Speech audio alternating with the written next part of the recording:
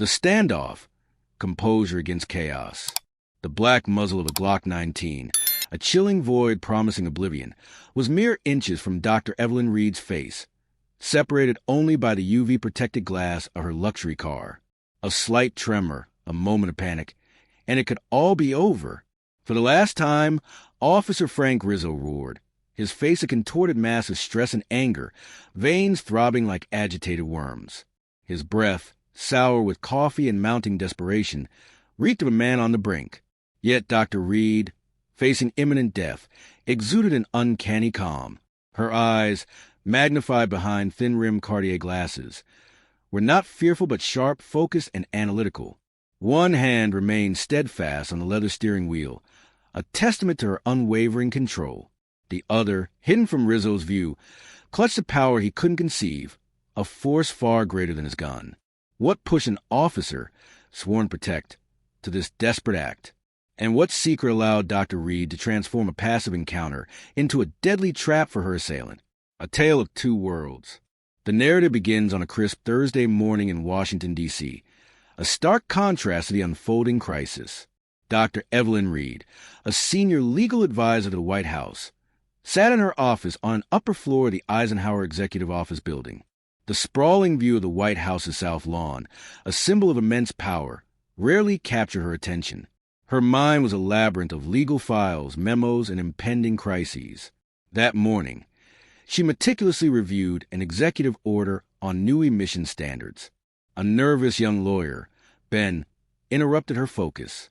Senator Thompson's office had called, flagging an issue in Judge Finch's past, a candidate for the Ninth Circuit. Evelyn, pushing her glasses up her nose, calmly inquired, "What's the problem, Ben?"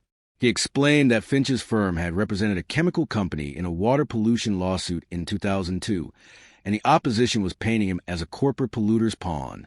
Evelyn, already familiar with the case, instructed Ben to retrieve the brief.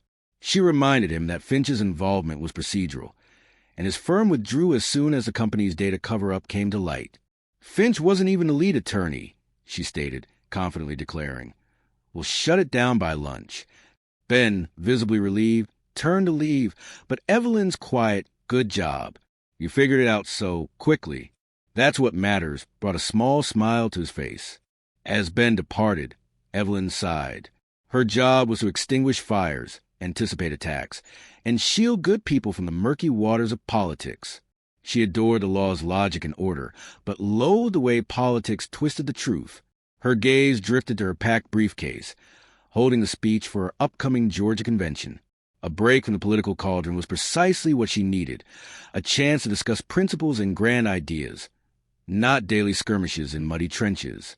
Before leaving, she looked at the framed photo on her desk. Her father, Robert Reed, beaming beside the 1967 Ford Mustang he had restored. She recalled afternoons in his Detroit garage, the scent of grease, the clang of metal, and his invaluable lessons. "Don't panic," he'd said to a young Evelyn struggling with a math problem. "Just look at the problem. Break it down into small pieces. Solve each piece. And most important, never let the problem know that it scares you. You must be the master of it." At 53, Evelyn still applied this wisdom daily, dissecting political crises, analyzing opponents, and never revealing her fear. She called her son Marcus Jr., a senior architecture student at Columbia. Her voice, usually composed, softened considerably. "Hi, honey," she began. "I'm about to head to the airport. Are you okay?" Marcus's voice, tired but enthusiastic, assured her he was fine, struggling with his final project. "Take care of yourself. Don't overwork yourself." "I will try. I love you. I love you too, Mom." This brief call was a balm, a reminder of a world beyond Washington, of what truly mattered. Taking a deep breath, she slipped on her blazer, grabbed her briefcase, and walked out, ready for whatever lay ahead. Officer Rizzo's descent into desperation. Hundreds of miles south, in a desperate parallel universe, Officer Frank Rizzo's day began in a storm of marital discord and financial ruin. He woke at 5 a.m. to his wife Jennifer's anxious grumbling. "Frank, this is the final warning letter from the credit card company," she said, her voice trembling, holding a piece of paper. They said they were going to collections. The debt is $4,780. Rizzo, rubbing his eyes, muttered, "I'll deal with it." A hollow promise she'd heard countless times. Jennifer, voice rising in frustration, continued, "But it just keeps getting worse. Last week it was a jewelry store. Last month it was the electronics store. What are you doing with all that money, Frank? I don't understand." Rizzo tried to sound reassuring. "Jen, listen. I have a few investment opportunities. They're coming. You just need to trust me a little more." Another lie, one of many. Jennifer's eyes, once filled with admiration, now held only weariness and disappointment. "I want to believe you, Frank. I really do, but I can't live like this." She grabbed her robe and slammed the bathroom door, the click of the lock echoing like a gunshot. Rizzo stood alone, feeling empty. The man in the mirror looked older than his 42 years, with dark circles and worry lines etched onto his face. He remembered his high school glory days as football captain, the town's pride, when people looked at him with admiration. Now, his own wife couldn't meet his gaze. This gnawing sense of failure was a poison, consuming him from within. On his way to work, he stopped for coffee and a donut, his gaze falling upon a tabloid headline. A 22-year-old basketball star had just signed a $120 million contract. A bitter pang of envy twisted in Rizzo's gut. He worked hard, faced danger, and struggled to pay bills, while the world seemed to reward others effortlessly. He deserved better. His shift began uneventfully. A fence dispute, a supermarket theft. Then came a call about a disturbance at a low-rent apartment complex. He found a woman screaming, accusing her boyfriend of stealing her wallet. The boyfriend, thin and glazed-eyed, denied it. "Do you have proof?" Rizzo asked, his voice impatient. "Proof? He's my boyfriend. I know he took it," she yelled. "Without proof, I can't do anything," Rizzo said automatically, bored, leaving the woman cursing in his wake. The incident only deepened his mood of helplessness and uselessness. He drove to a quiet side street in Oakwood Bluffs, the affluent part of town, seeking refuge from work. He needed peace.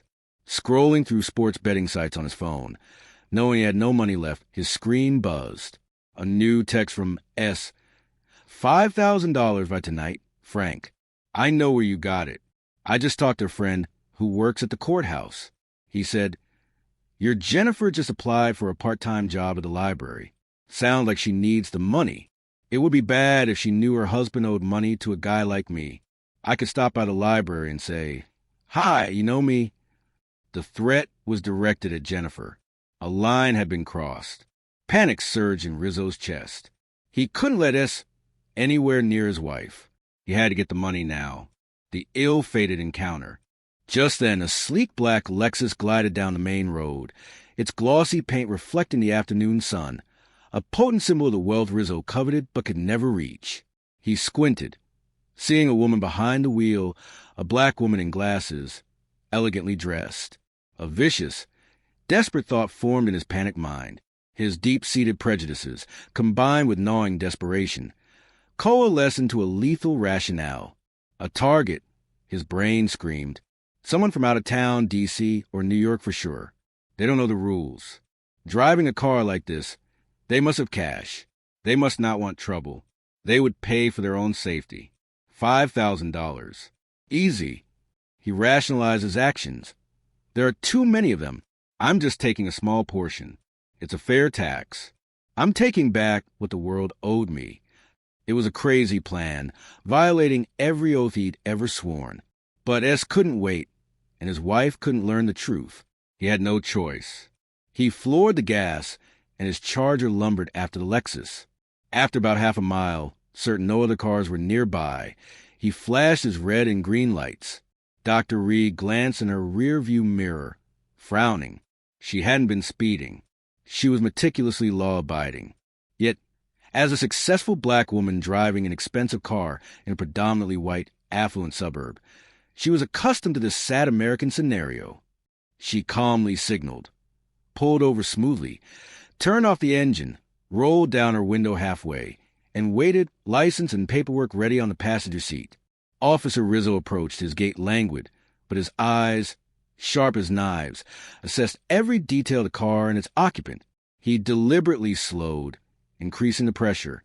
"Good afternoon, ma'am," he said, his tone dismissive, almost mocking.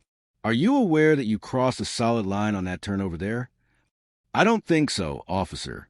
I believe I stayed in my lane, but here's my license and vehicle registration," Dr. Reed replied, her tone professional and polite, betraying no emotion. Rizzo took the documents, only pretending to glance at them. His purpose wasn't to check papers. "Dr. Evelyn Reed, Washington, D.C., he read aloud, a sneer curling his lips. "I'm on my way to a conference downtown." "Conference?" Rizzo nodded, launching his act, his tone falsely sympathetic. "Well, this line-crossing offense can be pretty nasty. Judges here are tough on out-of-towners. Fines can be hefty, up to several thousand, points on your license, and even court appearances because this is a high-security area." He lied smoothly, painting a dire picture. Dr. Reed just stared silently, her glasses reflecting the distorted image of the cop. She had seen men like him before, though none so brazen. She knew exactly what was happening, analyzing his posture, his speech, his avoidance of eye contact. He was unsure, desperate, and that made him dangerous. Seeing her lack of fear, Rizzo decided to get straight to the point. He lowered his voice, leaning closer to the window, as if sharing a friendly secret. "Listen, sis, I see you're a busy, classy person. I don't want to waste your time or mine with paperwork. How about let's just get this over with? You know, our police department has a welfare fund, a sort of charity fund to help the families of officers in need. A small donation, a goodwill gesture, something like $5,000, and it'll be like nothing happened. I'll forget what I saw, and you can go on to your conference without any worries." He had said it. $5,000. His brazenness was astounding. He was not only corrupt, but lazy and stupid. For a long moment, Dr. Reed said nothing, letting his vile offer hang in the air. Her father's words echoed, "Keep a cool head." She considered her options. Paying him was out of question, wrong on principle, and it would signal weakness, inviting further demands. Arguing angrily would only escalate the situation. She had to use her weapons, the law and her composure. Then, a subtle change. The politeness vanished from her eyes, replaced by a cold, steel-like hardness. Her voice, when she spoke, was no longer that of a citizen pulled over by police. It was that of a federal prosecutor confronting a criminal in an interrogation room. "Officer Rizzo," she said, her voice steady but authoritative, each word enunciated precisely. "This conversation is over. You have two choices. Choice one, you write me a ticket for something I didn't do, and I promise you that I will see you and my attorney in court. Choice two, you get back in your patrol car and let me go, because what you just offered is not a quick fix.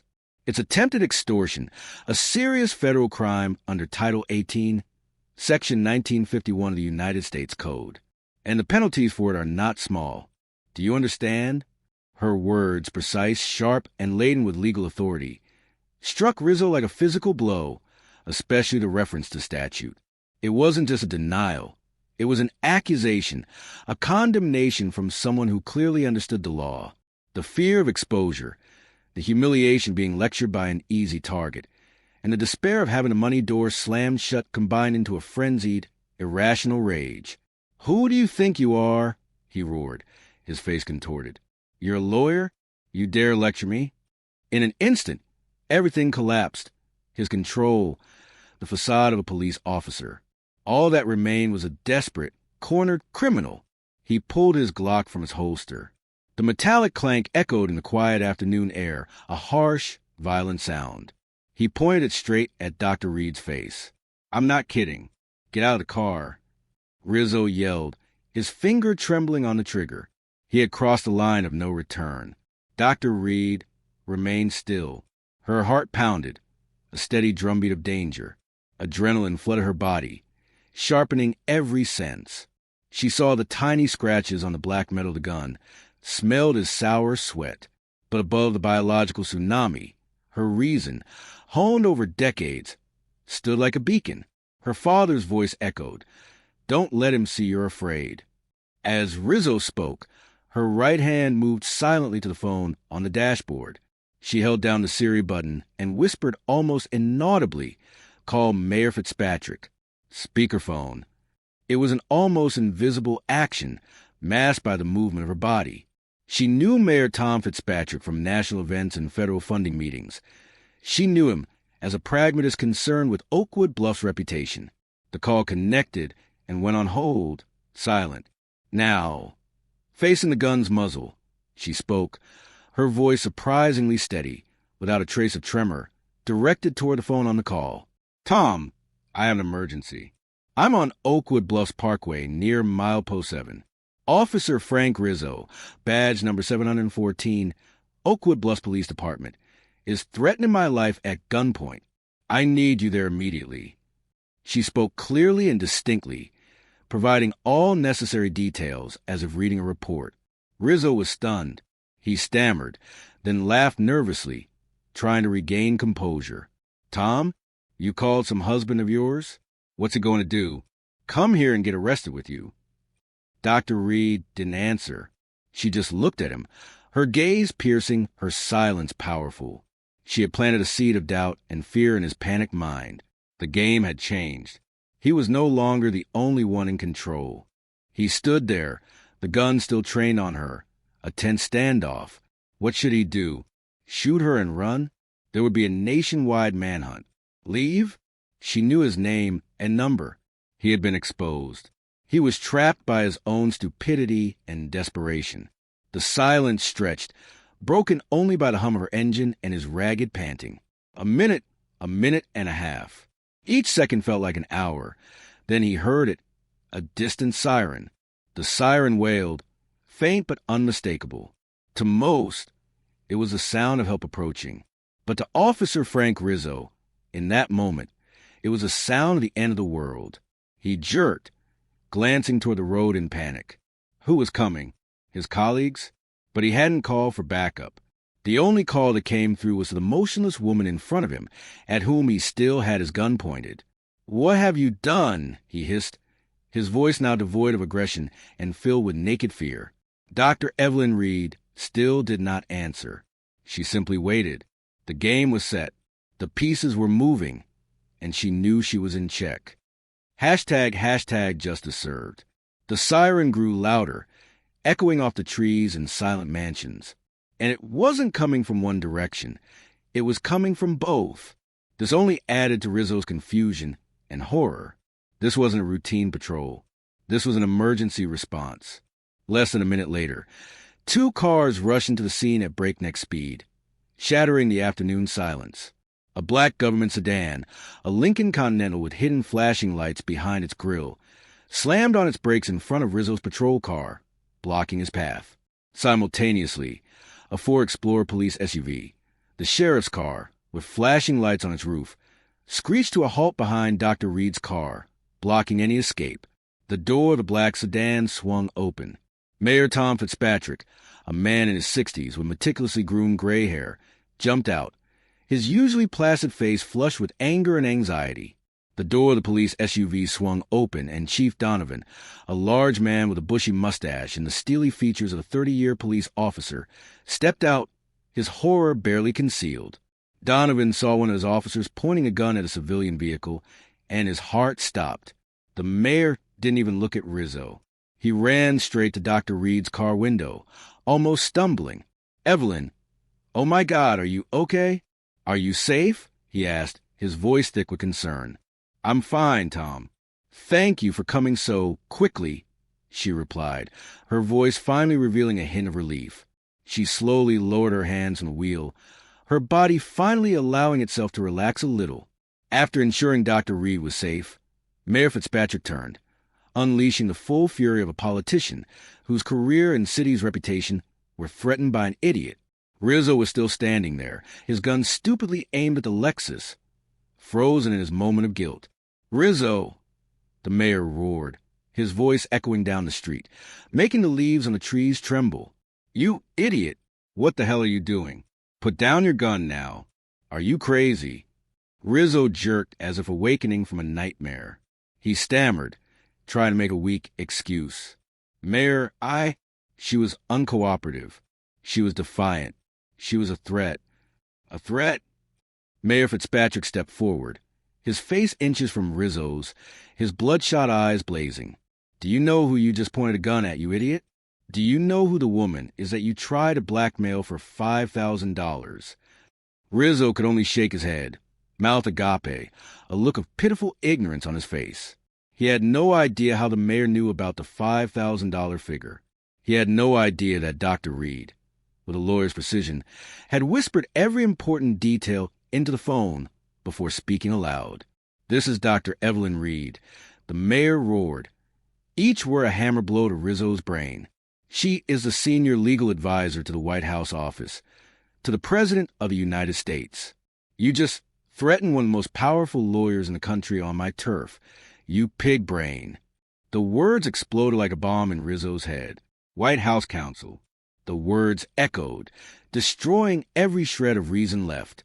His world blurred, then collapsed. The strength left his body. The gun slipped from his numb hand and fell to the ground with a dry, pathetic clatter. He fell to his knees, his head in his hands, his body shaking violently. He began to cry and beg pathetically, sobbing devoid of dignity. God, no. I don't know. I'm sorry. I just need the money. Please, I have a family. Chief Donovan, his face stony and his eyes bulging with disgust, stepped forward. He said nothing to Rizzo. His silence was more terrifying than the mayor's roar. Donovan had spent his life building the Oakwood Bluffs Police Department's reputation as a model of professionalism. In minutes, Rizzo had destroyed it all. He kicked the gun away, yanked Rizzo's hands behind his back, and cuffed him with a swift, violent motion. Frank Rizzo, Donovan said, his voice icy, reciting the rights Rizzo had trampled upon. You have the right to remain silent. Anything you say can and will be used against you in a court of law. Rizzo heard nothing more. His world had ended in utter humiliation on the path he had chosen to commit evil. He was led away, a broken, defeated figure. Dr. Reed opened the car door and stepped out, her legs shaking, but her posture straight. She straightened her blazer. The mayor and the police chief immediately approached, apologies pouring out. Dr. Reed, I don't know what to say, Chief Donovan began, his face pale. Officer Rizzo's actions were intolerable. It was a disgrace to this badge and to all the good officers who serve. I understand, Sheriff, Evelyn replied, her voice back to normal, calm, and professional. This was an individual act, not a group act. However, I hope you'll conduct an internal review to ensure that nothing similar occurs again. Certainly, ma'am, certainly. Donovan hastily agreed. Mayor Fitzpatrick, still shaking, said, Evelyn, I'll escort you to the hotel. Anything you need, anything at all, just let me know. Thank you, Tom. I just need a moment to settle down, she said. They escorted her away, leaving the crime scene cordoned off. Hashtag the aftermath. Hours later, news of the incident began to leak into the corridors of power, not to the press, but to those who held sway. The FBI director's office was notified. The attorney general called the mayor directly. The case of a corrupt local police officer had become a matter of national security. Rizzo was suspended on the spot and taken to a solitary cell at the county jail, awaiting questioning by FBI agents from Atlanta, with the White House counsel as a victim and the city's mayor as a witness. The case went straight to the federal level. The charges piled up: attempted extortion, assault with a deadly weapon, abuse of power, and particularly serious charge, threatening a federal official while on duty. Faced with overwhelming evidence, Dr. Reed's testimony, his own panic confession recorded by the sheriff's body microphone, and data from betting sites accessed by the FBI, Rizzo's attorneys advised him to plead guilty to avoid a more severe sentence. Frank Rizzo, once the pride of the town, stood in federal court and sobbed as he was sentenced to 9 years in federal prison. His wife filed for divorce soon after. A profound reminder. After the event, Dr. Evelyn Reed stood at the podium of the Grand Conference Room at the Grand Georgian Hotel. She adjusted her glasses, looked down at the crowd of hundreds of the country's top lawyers and judges, and ignored the speech she had carefully prepared on her tablet. Ladies and gentlemen, she began, her voice strong and resonant, filling the vast space. After this sad event, I have had a profound reminder, a practical lesson, that the rule of law is not an abstract concept. It does not exist only in thick law books or solemn courtrooms. It is tested every day on our streets, in the interactions between people and those entrusted with power. She paused, letting her words sink in, and it must be protected by courage and integrity. The courage to stand up to injustice wherever you are, and the integrity to ensure that no one is above the law. Because the moment we allow fear or prejudice to overshadow those principles is the moment we begin to lose the very foundation of this republic. The room fell silent, then erupted into thunderous, sustained applause. They did not know the specific story behind it, but they felt the weight, the sincerity, and the authority of her words. Dr. Evelyn Reed had not just spoken about the rule of law. She had lived it, fought for it, and won. That night, in her luxurious hotel room, after making a reassuring call to her family, Dr. Reed stood by the window, looking down at the twinkling lights of the city. For the first time that day, she allowed herself to feel. A slight shiver ran through her as she recalled the gun barrel, the madness in Rizzo's eyes. She could have died if she had panicked, if she had not kept her cool. She closed her eyes, the image of her strong father flashing through her mind. She could almost hear his voice. "See, daughter, you are in charge." She took a deep breath. She had done what she had to do. She had not let him see her fear. She had won. And tomorrow, she would fight again, even more firmly for the principles she championed. Reflections: strength, recklessness, and reputation.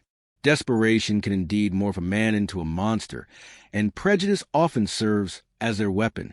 However, this story underscores the formidable power of a calm person, especially when that composure is built on a foundation of wisdom, character, and profound understanding of true power.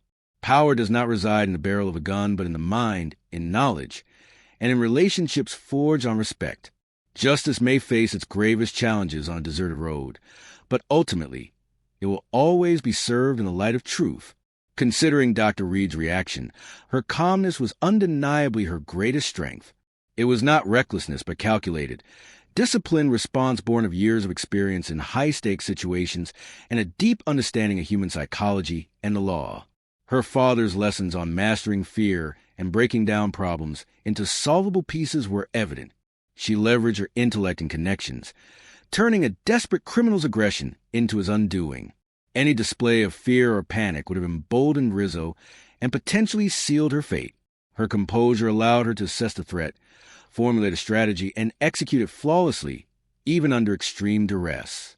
If I were Chief Donovan, I would be utterly devastated and enraged by Officer Rizzo's actions.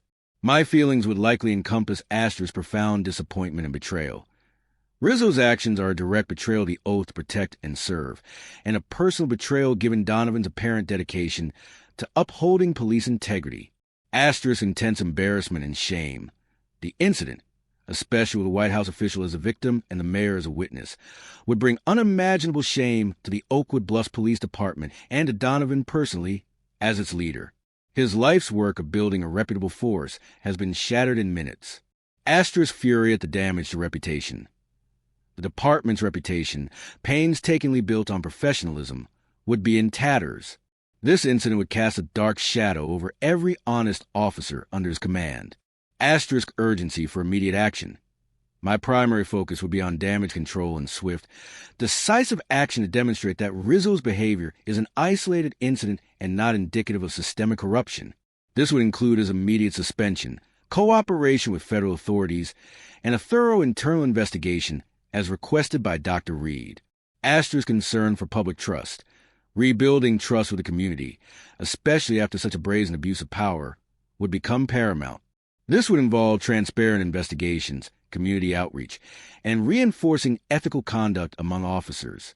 The incident highlights the critical importance of integrity within law enforcement and the catastrophic consequences when personal desperation and prejudice lead individuals to abandon their duty and abuse their power.